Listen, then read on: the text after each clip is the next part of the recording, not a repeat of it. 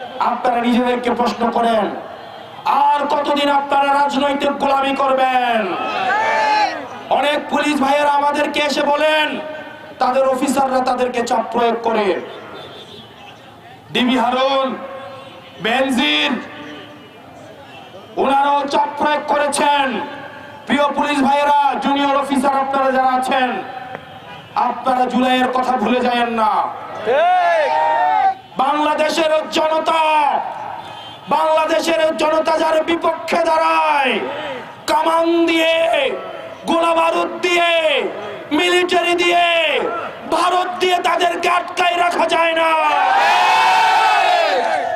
প্রিয় প্রশাসনের ভাইয়েরা, গত 17 বছর আপনাদের প্রতি যে অনাস্থা তৈরি হয়েছে, সেই অনাস্থা থেকে আস্থা অর্জনের পরীক্ষা হচ্ছে আপনাদের 12 তারিখ।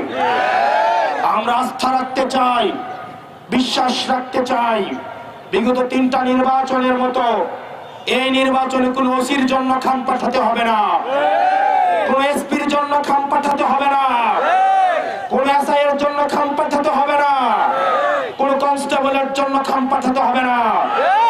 আপনারা যদি কোনো একটা অবৈধ টাকা স্পর্শ করে দেখেন, আল্লাহ সাক্ষী, আপনার সন্তানের ভবিষ্যৎ আপনারা বিনষ্ট করবেন, আপনার মা বাবার ভবিষ্যৎ আপনারা বিনষ্ট করবেন। এই বাংলাদেশটা আপনার, এই ভূমিটা আপনার, এই বাংলাদেশের মালিকানা আপনারা বুঝে নেন। নিজেকে একবার প্রশ্ন করে দেখেন, একদিন যদি কোনো রাজনৈতিক দলের গোলামি করেন, আগামী 5 বছর রাজনৈতিক দলের নেতার বাসায় পোস্টিং, ট্রান্সফার, প্রমোশনের জন্য যেতে হবে।